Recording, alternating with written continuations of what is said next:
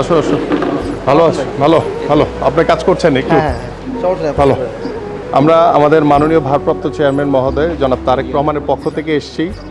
তোমরা যারা গত জুলাই আগস্টে আহত হয়েছো বাংলাদেশকে স্বৈরাচার মুক্ত করার জন্য, তোমাদের পাশে আমি এবং আমাদের বিএনপি পরিবার, আমাদের মাননীয় ভারপ্রাপ্ত চেয়ারম্যান মহোদয় তোমাদের পাশে রয়েছে। তো ঈদের আগেও আমরা এসেছিলাম, ঈদের দিনও, পবিত্র দিনও তোমাদের পাশে আমরা আছি এবং আমাদের বিএনপি পরিবার সবসময় থাকবো ইনশাল্লাহ। ঠিক আছে? আমরা জানি ঠিক আছে কে থাকবো ইনশাল্লাহ, ঠিক আছে কে থাকবো না ঠিক আছে আমরা জানি। আমরা ইনশাল্লাহ ঠিক আছে নেতার অপেক্ষায় বাংলাদেশ। ইনশাল্লাহ ইনশাল্লাহ মনে করেন ঠিক আছে, নেতা খুব তাড়াতাড়ি চলে আসবে 18 তারিখে ঠিক আছে 18 তারিখে সন্ধ্যা 7:30টায় যে ভাষণ দিছে, এরপর তো আমরা রাজপথে ইনশাল্লাহ ঠিক আছে? ইনশাল্লাহ রাইট। যদি ঠিক আছে আবার থাকতে হয় মনে করি ইনশাল্লাহ আমরাও আছি ইনশাল্লাহ আমাদের তোমাদের জীবন দিতে প্রস্তুত। আরো একটা দিয়ে দিই। ঠিক আছে কিন্তু ইনশাল্লাহ, ইনশাল্লাহ। অগলেগা ঠিক আছে আর মনে করেন চাপো হলাম না মধ্যে ইনশাল্লাহ। যাক, অসুবিধা নাই, আল্লাহ ভরসা। হ্যাঁ হ্যাঁ, দুইজনকে দুইটা দিয়ে দাও। নাও, তোমাদের জন্য এই সামান্য উপহার মাননীয় ভারপ্রাপ্ত চেয়ারম্যান মহোদয়ের পক্ষ থেকে। আমরা আছি তোমাদের সাথে আমরা জানি ইনশাল্লাহ ঠিক আছে আপনারা যে ইনশাল্লাহ থাকবেন আমরা জানি ইনশাল্লাহ। আমি নবীর লাগা পেলেন রাজনীতি করছি আরে বাবা ঠিক আছে আদর্শ ঠিক আছে। মনে করেন বুকটা ভরা ইনশাল্লাহ ঠিক আছে মনে করেন ঠিক আছে জিয়ার মানে প্রেসিডেন্ট জিয়ার ঠিক আছে মনে করেন সবকিছু আছে মাশাআল্লাহ মাশাআল্লাহ মনে করেন এক্সেলেন্ট সবকিছু আছে ভিতরে এক্সেলেন্ট ঠিক এক্সেলেন্ট। আছে কিন্তু মনে করেন অগো মনে করেন কি কম পুরা একটা রমজান মাস গেছে স্যার ঠিক আছে কিচ্ছু হবে না। ঠিক আছে, একটা দিন আছে না দেখা করতে ঠিক আছে আমাদের রক্তের উপরে তো ওরা ঠিক আছে ওরা এত উপদেষ্টা এত সমন্বয়ক এত বিএমডব্লিউ গাড়ি ঠিক আছে এত এত ঠিক আছে প্রাডো গাড়ি এত দামি দামি এত কিছু ঠিক আছে আমরা না খাইতেই খুশ করি না যাক, আমরা আছি আমরা আছি, আমরা তোমাদের পাশে আছি, সব সময় থাকবো আমরা ইনশাল্লাহ। ধন্যবাদ। কি নাম তোমার? আমার নাম নাদিম। নাদিম, ধন্যবাদ। তোমার নাম?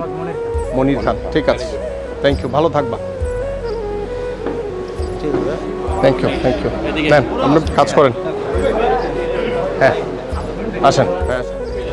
প্রথমত হচ্ছে আমরা আমাদের মাননীয় ভারপ্রাপ্ত চেয়ারম্যান জনাব তারেক রহমানের পক্ষ থেকে আমরা গত 17 বছরে যারা গুম হয়েছে, যাদেরকে হত্যা করা হয়েছে, যারা পঙ্গুত্ব বরণ করে অসহায় জীবনযাপন করছেন, পাশাপাশি গত জুলাই আগস্টে যাদেরকে হত্যা করা হয়েছে, যারা শহীদ হয়েছেন, সেই শহীদ পরিবার এবং সেই শহীদদের প্রতি শ্রদ্ধাঞ্জলি জানিয়ে এবং সেই শহীদ পরিবারের পাশে আমরা সবসময় আমাদের মাননীয় ভারপ্রাপ্ত চেয়ারম্যান মহোদয়ের পক্ষ থেকে আমরা সেখানে উপস্থিত হয়েছি এবং আমরা সবসময়, আপনারা দেখেছেন যে ঈদের আগেও হসপিটালে এসে আমাদের যারা আহত হয়েছেন এই গত জুলাই আগস্টের আন্দোলনে, আমরা সেই আহতদের কাছে আমরা ভারপ্রাপ্ত চেয়ারম্যান মহোদয়ের পক্ষ থেকে আমরা সামান্য ঈদ উপহার দিয়ে গিয়েছি এবং এখানে আমাদের সার্বিকভাবে সহযোগিতা করেছেন আমাদের ইঞ্জিনিয়ার অ্যাসোসিয়েশন অ্যাবের সকল নেতৃবৃন্দ, আমাদের মহানগরের নেতৃবৃন্দ আছেন এবং আজকে পবিত্র ঈদের দিনেও আমরা এসে সেই সকল আহত যারা ছাত্র এখানে রয়েছে, যারা অনেক সিনিয়র রয়েছেন, সকলের পাশে এসে আমরা মাননীয় ভারপ্রাপ্ত চেয়ারম্যান মহোদয়ের পক্ষ থেকে আমরা ঈদের শুভেচ্ছা বিনিময় করেছি এবং তাদের কাছে সামান্য উপহার সামগ্রী আমরা পৌঁছে দিয়েছি। আমরা যেটা বিশ্বাস করি যে গত জুলাই আগস্টের আন্দোলনে বা গত 17 বছরে যাদেরকে হত্যা করা হয়েছে, গুম করা হয়েছে, যারা শহীদ হয়েছেন, প্রত্যেকটি শহীদ পরিবারের পাশে বিএনপি সবসময় আছে, থাকবে এবং ভবিষ্যতেও থাকবে ইনশাল্লাহ। এবং আমরা বিশ্বাস করি যারা বাংলাদেশকে নতুনভাবে স্বাধীন করার জন্য জীবন দিয়েছেন, বাংলাদেশকে স্বৈরাচার মুক্ত করার জন্য জীবন দিয়েছেন, সেই শহীদ পরিবারের পাশে আমাদের প্রত্যেকটি নাগরিকের এবং রাষ্ট্রীয়ভাবে তাদের পাশে থাকা আমাদের জন্য কর্তব্য। এবং সেই কর্তব্যর জায়গা থেকে আমাদের মাননীয় ভারপ্রাপ্ত চেয়ারম্যান মহোদয় বারংবার আমাদেরকে নির্দেশনা দিয়েছেন আমরা যাতে সেই সকল শহীদ পরিবারের পাশে সবসময় থাকি, তাদের খোঁজখবর নেই এবং যারা আহত হয়েছেন তাদের পাশেও যাতে আমরা সবসময় থাকি।